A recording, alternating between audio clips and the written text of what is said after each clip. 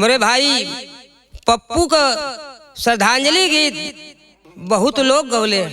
हम न कौनो गवैया है न गवले के कौनो शक्ति बा, लेकिन जवन हमें महसूस होत बा वह बात वह दर्द आप लोग तक पहुँचावत बनी और आशा करतनी कि जैसे हमारे परिवार पर हमारे दादा के स्वर्गीय सहदेव सरदार के, हमारे पिताजी बिहार के भगवान स्वर्गीय रामदेव यादव जी, हमारे छोटे भाई हमारे दिल का टुकड़ा पप्पू लाल यादव, उनके भी आप लोग प्यार दुलार आशीर्वाद देवल गल, वही तरह हमके भी आप लोग का प्यार और दुलार आशीर्वाद मिली।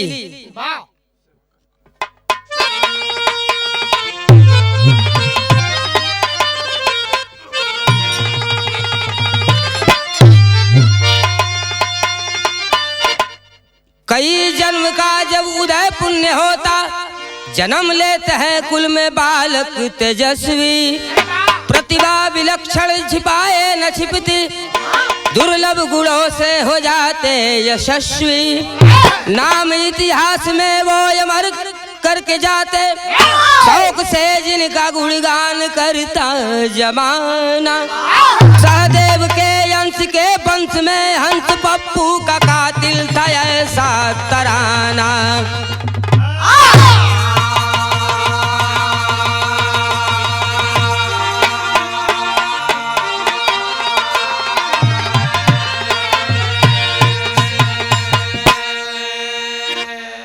भैया हम कोनो गायक ना है, मगर लोग कहलन गढ़वा घाट स्वामी जी का आदेश भैल, बुला के कहलन कि बाप दादा के नाम जैसे चलल हो पप्पू के चलावत रहलन, अब पप्पू लाल ना हुवन तब वो गद्दी के वो विरासत के तो के अब चलावे के पड़ी। तो हम कहली कि सरकार जी हमारे पास तो ना आवाज है ना गावे का शक्ति है।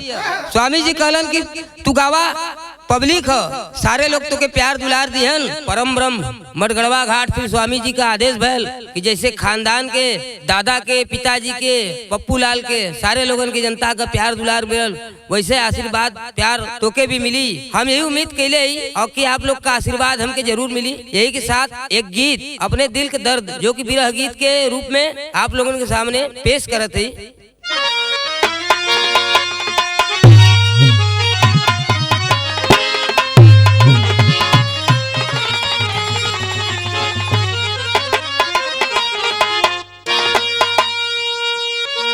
गजल कि कांची का बदन लेकर, अरे कांची का बदन लेकर मत चला करो घर से, मत चला करो।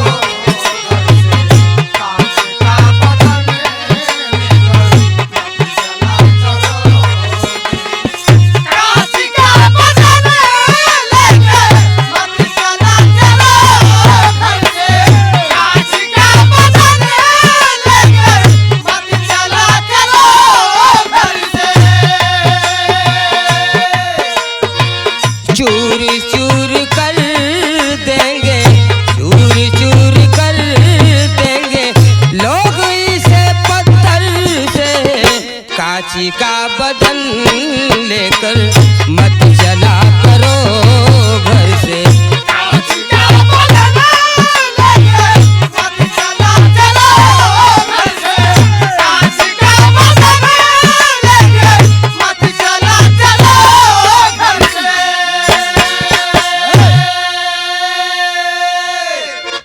लेकिन कवि जी के यहाँ गाने में कुछ दर्द के लिखे पड़ल, कैसे मास्टर?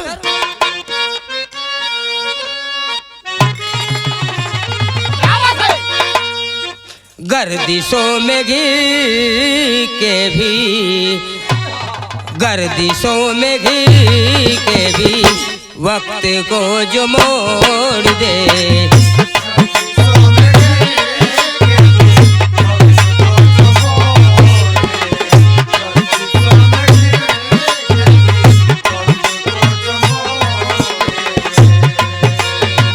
लाख आपदाओं में, लाख आपदाओं में बेड़ियों को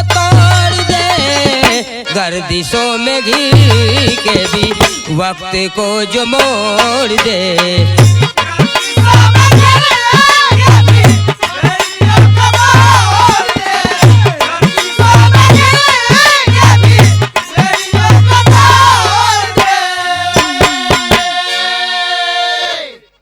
नज़म में भाव बा मास्टर।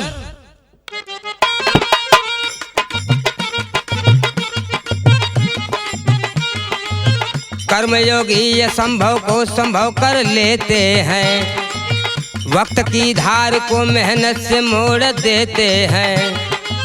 सहदेव यादव का बिरहा में एक जमाना था, बिरहा सम्राट कहलाते गजब तराना था। उन्हीं के अंश रामदेव उदित भान हुए, जमाना पीछे चला बिरहा के भगवान हुए। जवानी बुढ़ों को या जाति जब वो गाते थे, वीर रस बिरहा के सिकंदर कहे जाते थे। पिता पप्पू के खुद गुरु बंसूत्रधार हुए, पिता पप्पू के खुद गुरु बंसूत्रधार हुए। बांस के जड़ में बांस पप्पू हो नहार हुए। करताल 12 की उम्र में पप्पू थाम लिए, करताल 12 की उम्र में पप्पू थाम लिए। बीमार थे पिताजी हाथ में लगाम लिए। बात के समझ ला लोग। 12 साल की उम्र में ही पप्पू करताल के थाम ले रहलन। कारण ओकर जब छोट छोट हमन रहली, 12 साल का पप्पू रहलन, 14 साल का हम रहली, तब ही पिताजी कुछ बीमार रहे लगलन और उनके हार्ट का प्रॉब्लम हो गल। डॉक्टर उनके गावे से मना कर दिले रहल, लेकिन स्वामी जी के दया से फिर गावे बजावे लगलन। कुछ दिन गौलन बजूलन, मगर विधाता के कुछ और मंजूर रहल। पिताजी के स्वास्थ्य ज्यादा खराब हो गए। उनके डॉक्टर एकदम मना कर दिले कि आपके गावे का ना आता। भाई पप्पू करताल के थाम लेलन और कहलन कि पिताजी आप घबराओ मत, हम गाइब, आपका नाम हम चलाइब। तब तक पिताजी एक लोग के बोलूलन के रहल और उनके बुला के उनकर परिचय, उनकर सारी बात जो जो पिताजी कहलन ओके हम आपके बतावत ही।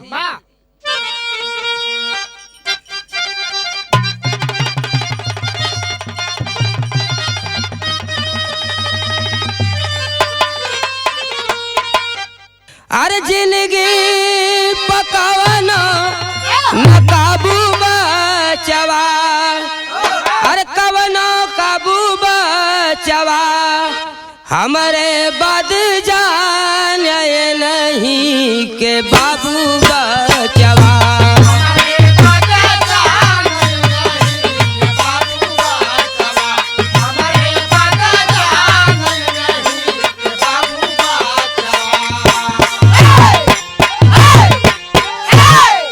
उस समय हमारे पिताजी का सारथी कहल जात रहलन, उनकर दाहिना अंग कहल जात रहलन, जो कि आज भी हम लोग के उतने प्यार दुलार कभी बाप का अखर नहीं आवत देलन। काहे बदे कि पिताजी उनके बुला के श्रवण पांडे अनपढ़ कवि जी के बुला के उनकर हाथ हम दोनों भाई के हाथ में थमा के कहलन, अब से आज के बाद हमारे बात तुहार बाप ही नहीं हुवन, नहीं कि अपन बाबू माई जाने। काहे बदे कुछ एक बात कहलन पिताजी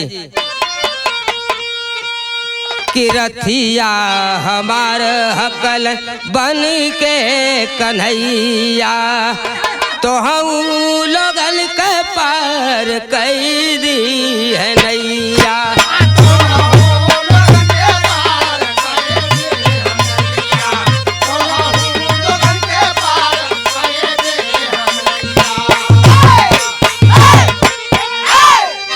हालत हमारी अब बेकाबू बचवा, अरे बेकाबू बचवा, हमारे बद जान पढ़ के बाबू बचवा।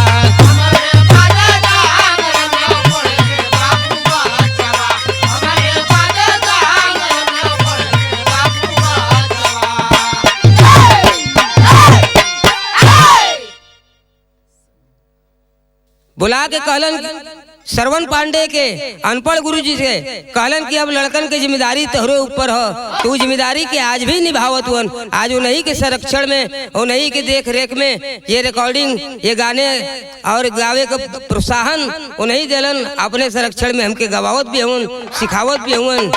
यहाँ एक तर्ज लग गई मास्टर।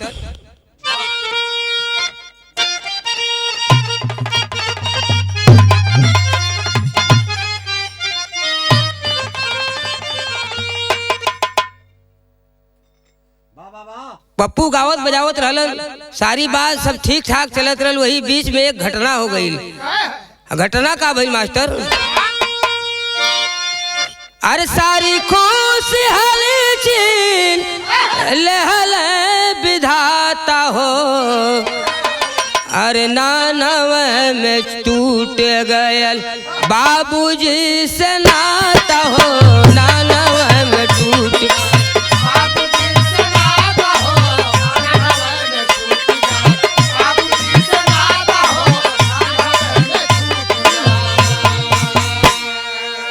पिताजी इस दुनिया के छोड़ देलन, ये दुनिया के छोड़ के हम लोग का साथ छोड़ के चल गए। लेकिन बीच में भैल का पप्पू लाल का कहलन कि बेटवा उठाए लिहल बाबूजी का बाना। अरे पप्पू के बीरा पे लोग भय दीवाना।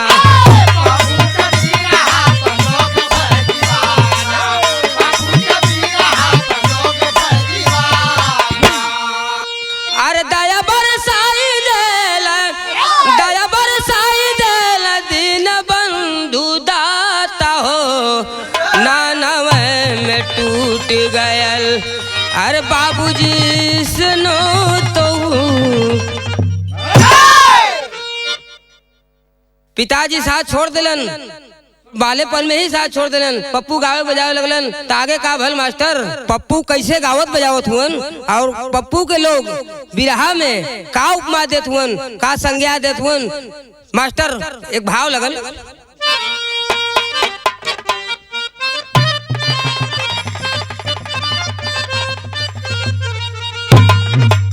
अरे जनायल जैसे, अरे जनायल जैसे अभिमन्यु या गईल, जनायल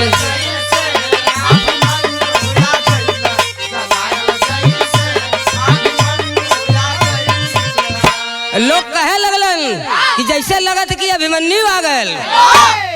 जनायल जैसे अभिमन्यु या गईल, अरे पारी पारा रंगत धूमिल सब कर कैल, जनायल जैसे अभिमन्यु या गईल।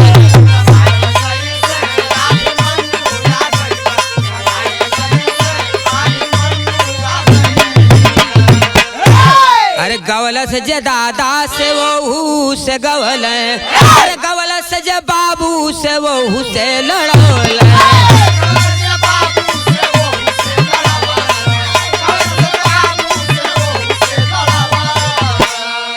बड़का गवैया बालेपन में भइल, जनायल जैसे अभिमन्यु या गईल।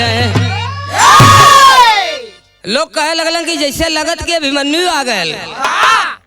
इतना सुंदर गावत हो, जनात कि एकदम रामदेव के तू कापी बोलत हो। आगे भाव का लगल मास्टर?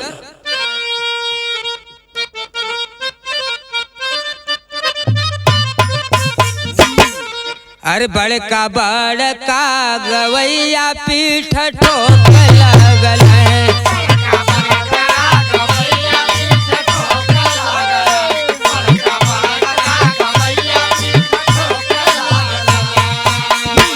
अरे बात बिरहा से रस जब झोंकलो गुलो, बड़का बड़का गवैया पीठ ठोक लगल।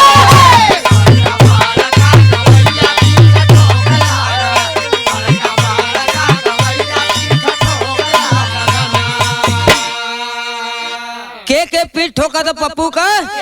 अरे कबीरा मवाद नसुड़ी काशियो सताद हो, दुर्जन विश्वनाथ मंगल दिहल आशीर्वाद हो।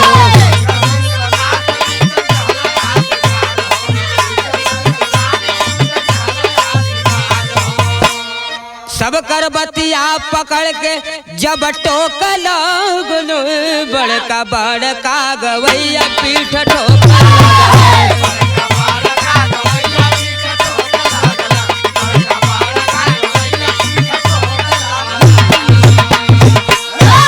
रामवत कवि नसुड़ी उस्ताद था। आज तक बिरहा में केहू के 1 रुपया का इनाम तो छोड़ दा, गवैयन के गावे ना देत रहलन।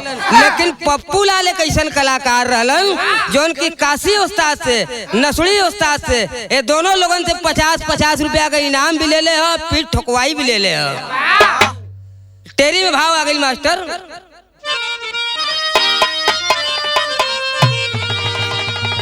अरे शोहरत कटी का माथे पर लगल, दादा बाप का जलवा कैले नहीं फीका। कुछ दादा के, कुछ बाबू के, कुछ बुल्लू गुरु के तान रहे, दबके ना गवले केहू से, तरकस में इतना बान रहे, देहल खूबी से पूरे बिरहा में पहचान रहे, छोटका बड़का माना सभी महफिल में सदा सम्मान रहे। सारे लोग माने लगलन, सारे लोग का आशीर्वाद लग गल पप्पू लाल के। तब का भयल आगे मास्टर एक भाव लगल।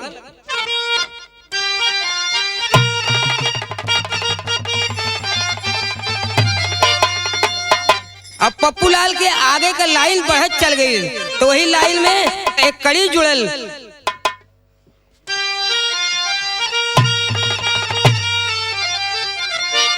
अरे ना मिट्टी सीरीज कैसेट कंपनी में गौल, अरे महुआ चैनल पर छोड़ल न छाप हो, अरे देहलन बड़का गवैयन के चाप हो।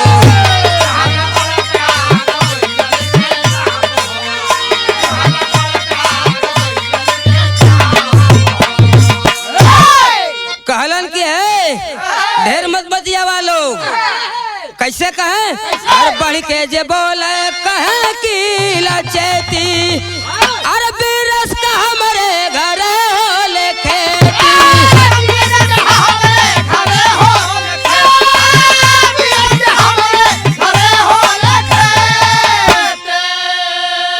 अरे गावे बतियावे मेरा हला पुरनिया, गा के बीर रस दहल नाप हो, अरे दहल बड़का गवैयन के चाप हो।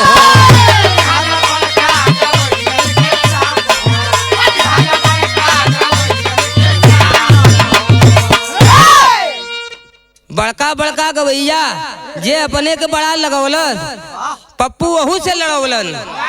आगे का भल मास्टर।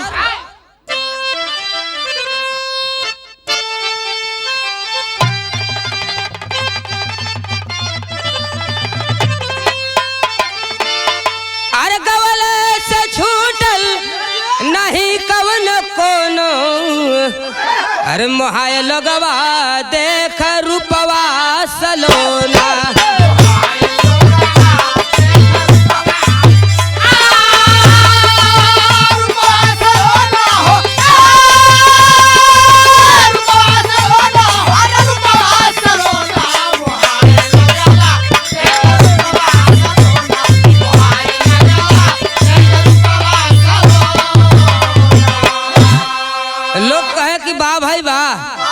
तन्नी बुढ़ी का लड़का इतना सुंदर लगत बा, गावत भी है तो कुल बड़कन के भिड़ावत भी है। कहाँ कहाँ गौलन पप्पू? अरे छत्तीसगढ़, एमपी, उड़ीसा में गौल, पंजाब, दिल्ली और बॉम्बे में छोला।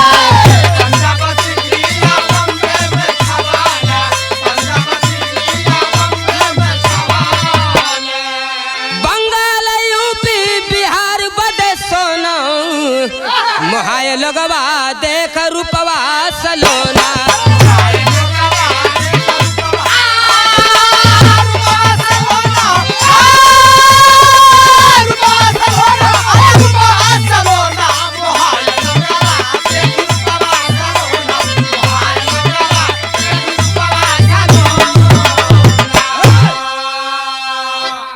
दिल्ली पंजाब, बॉम्बे, छत्तीसगढ़, उड़ीसा हर जगह घूम घूम के गावे लगलन। तो पपट में भाव लगल मास्टर।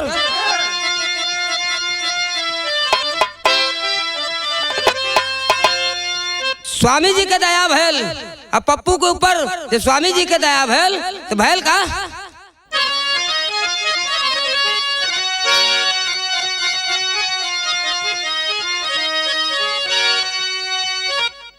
सदगुरु स्वामी जी के सर पे हाथ नाथ के मर्जी से। अरे सदगुरु स्वामी जी के सर पे हाथ नाथ के मर्जी से। अब पिता को पगड़ी सोहे पुत्र के माथ नाथ के मर्जी से।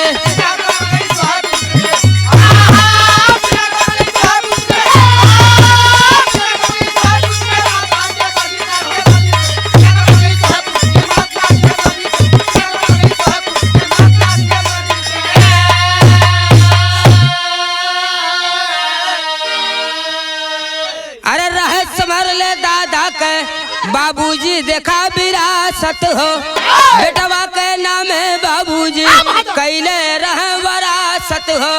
और बुझल नाय बने के कबोया नाथ नाथ के मर्जी से। और जनता भी भरपूर निभौला से साथ नाथ के मर्जी से।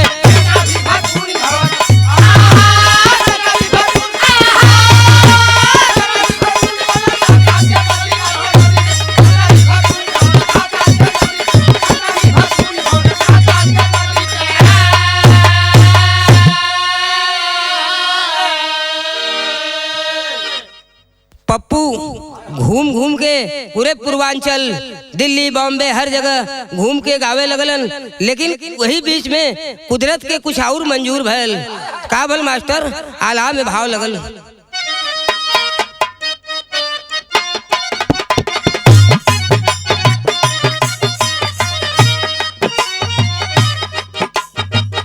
खोज के बहाना कौनो आवेले विपतिया भैया।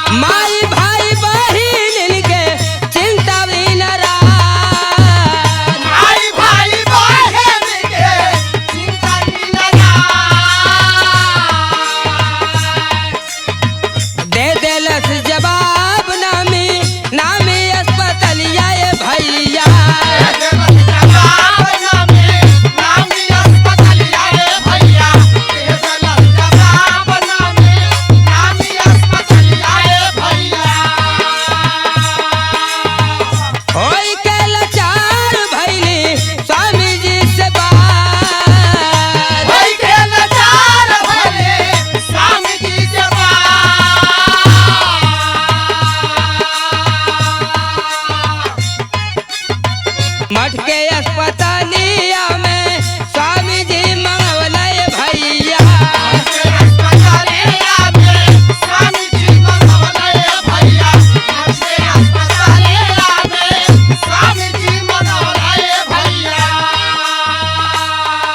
पप्पू लाल के बीच में कुछ तबीयत भी खराब हो गई, मगर बनारस के जितने डॉक्टर हुए सारे डॉक्टर जवाब दे चुके ललन। हम लोग घबरा के स्वामी जी के पास गल जाके उनसे खबर कहल गल के सरकार जी पप्पू लाल बहुत ज्यादा स्थिति गड़बड़ है। सारे बनारस के डॉक्टर और हर जगह के डॉक्टर जवाब दे दिले हुन। स्वामी जी कहलन के लिए अब आश्रम पर, जो आश्रम का हॉस्पिटल है वही में एडमिट करावल गए और रात में हम लोग उनके सुता देवल गए। बाबा जी मृत घोषित करके सुता दिले रहलन। लेकिन रात भर सोने के बाद सुबह पप्पू एक बैग अचानक उठ के बैठ गया, जिसको हम सारे लोग मृत घोषित कर दिए थे। पप्पू लाल उठ के बैठ गया। इस स्वामी जी का कृपा भइल। तो कैसे भइल स्वामी जी कृपा? स्वामी जी कृपा के कई दहल बरसा,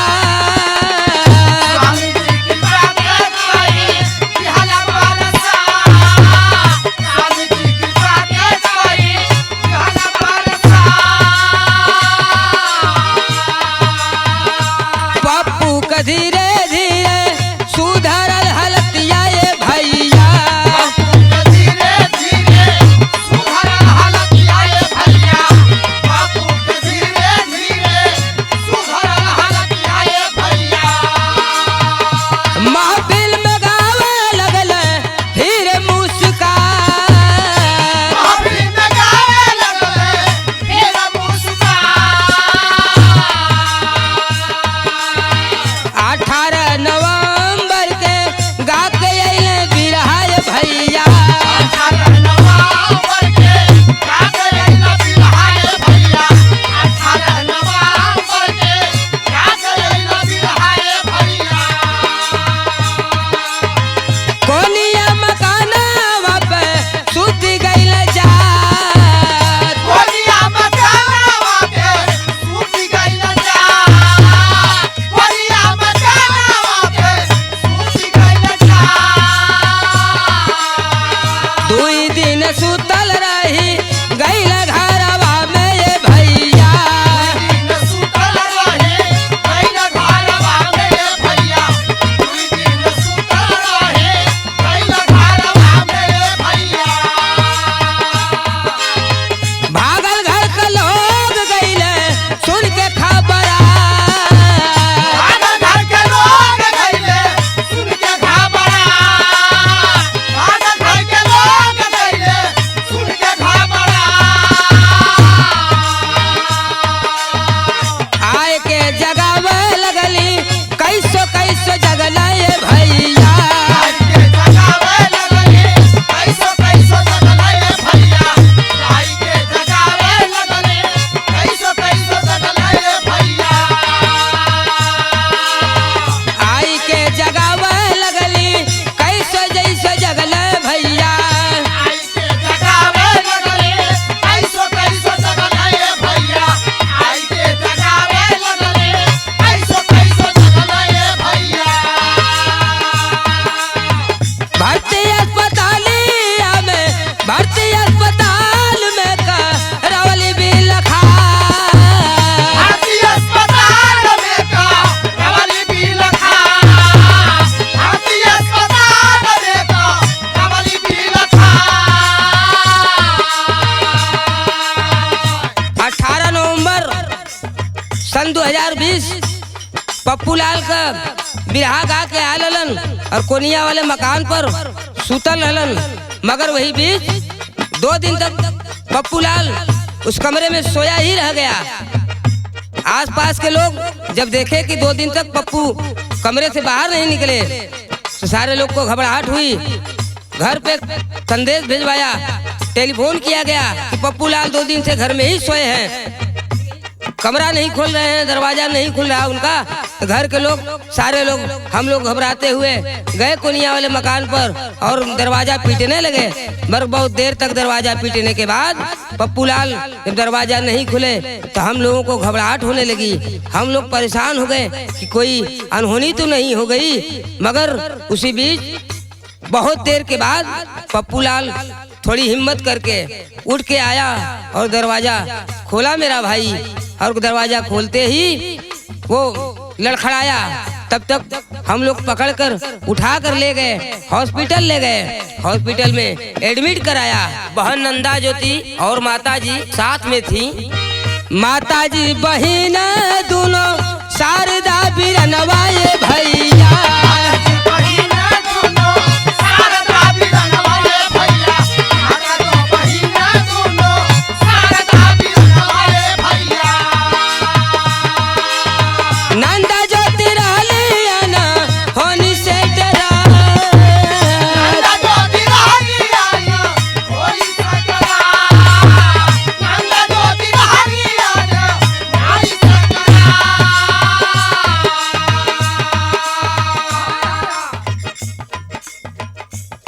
हमारी बड़ी बहन नंदा और ज्योति दोनों लोग हमारे साथ मिलकर हॉस्पिटल में दिन रात हम लोग दौड़ने लगे, परेशान होने लगे।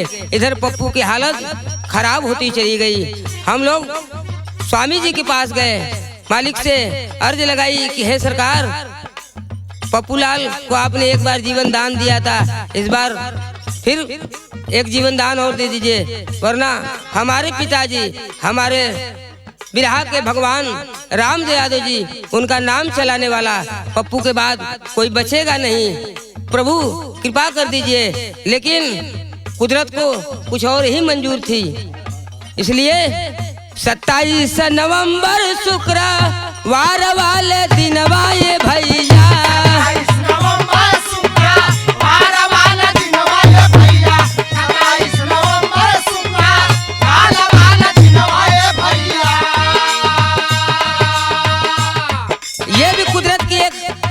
अजब विडंबना है। 23 फरवरी 1996 दिन शुक्रवार था, जिस दिन बिरहा के भगवान स्वर्गीय रामदेव यादव जी का प्राणायाम हुआ था। और 27 नवंबर 2020 उस दिन भी शुक्रवार ही था, जिस दिन पप्पू लाल परलोक को सिधारे थे। 27 नवंबर शुक्रवार वाले दिनवा ये भैया।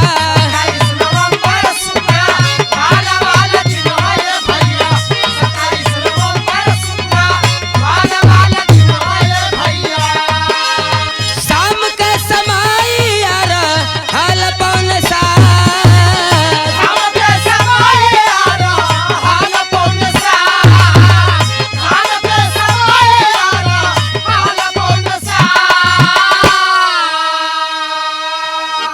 अरे पिजड़ा के छोड़ी उड़ी गई सुगनवा, कुदरत भी संगवा में कैलस आघात, सेनुरा के सदमा से उबरल न रहली। माता जी को इतना झटका लगा, माता जी कह रही हैं कि अभी सिंदूर के सदमा से अब ही तो उबरल ना रही बचवा, तब तक ई का कैला, सेनुरा के सदमा से उबरल न रहली, छतिया पर तबले गिरल वज्रपात, रोवल मई जकर बिगड़ल बुढ़ैया, दुखवा का बोझ नहीं ढोवले ढोबा। माता जी श्यामा देवी इतनी अधीर हो चुकी हैं कि 2-2 बजे रात को जग कर रोने लगती हैं। उनको ढाढ़स बधाते बधाते हम भी अधीर हो चुके हैं। इस दर्द को, इस व्यथा को हम बस इस गीत के माध्यम से बस आप तक पहुंचा रहे हैं। हम ज्यादा कुछ नहीं बोल पाएंगे, हमें ज्यादा बोलने आता है। माता जी एक बात कह रही हैं, पप्पू के जाने के बाद पप्पू के गम में माता जी के दिल में एक दर्द हुआ, एक दर्द उठा, और उस दर्द को इस गाने के माध्यम से मैं बता रहा हूँ। कैसे मास्टर?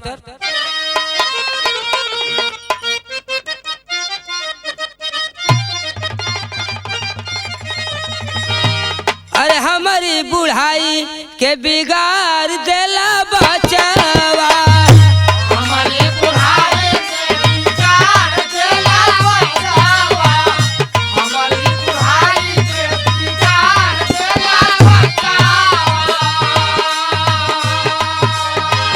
कोखिया के हमरे उजाड़ देला बचावा,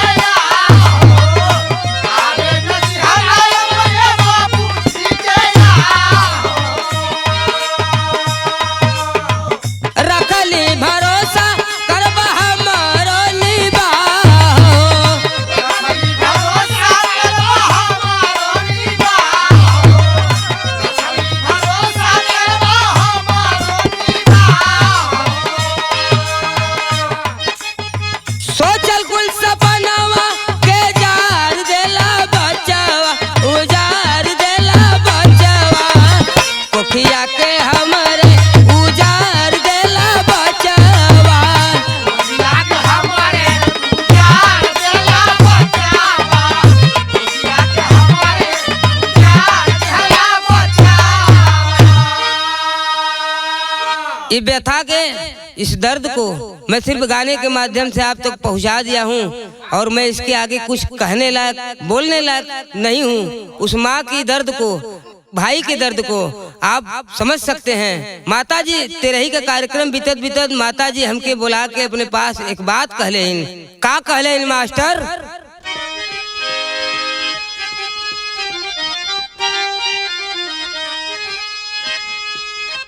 कहा शारदा से माई ले दिल में पिरावा, सपना पप्पू का अधूरा कैद पूरा हीरा।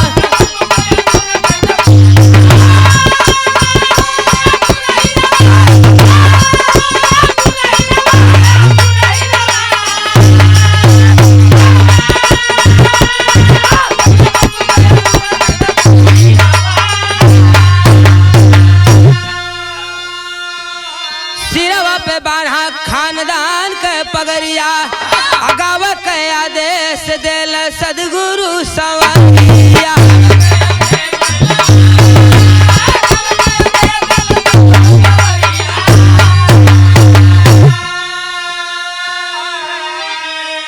स्वामी के कृपा से नैया लगी है तिरवा, सपना पप्पू का अधूरा पूरा कैदा हीरा।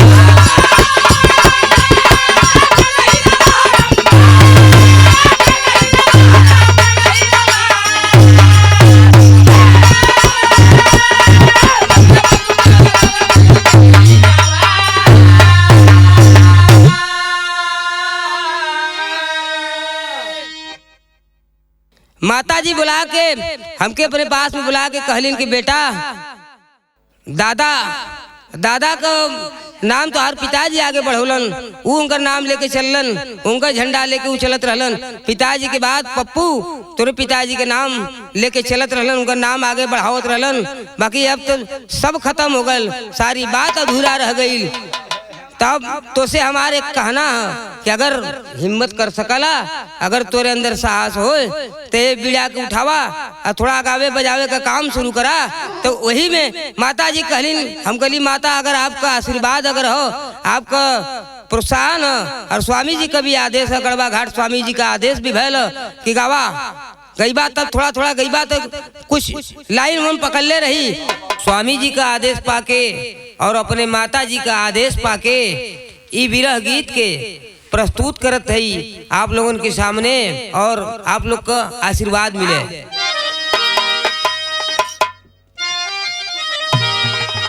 भले ही पति और बेटा गईले मोरा जान से, गावे के हो बिरहा त गई हाथ शान से।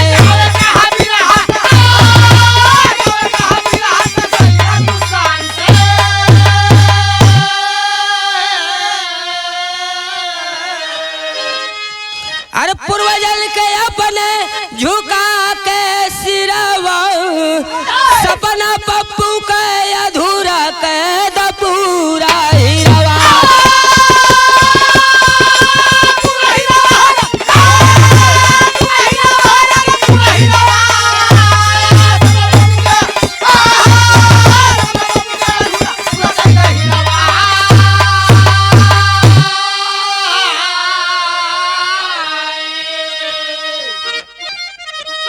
गुरु बिहारी, गुरु गणेश, गुरु रामलाल जी योगी, बच्चन जी सदा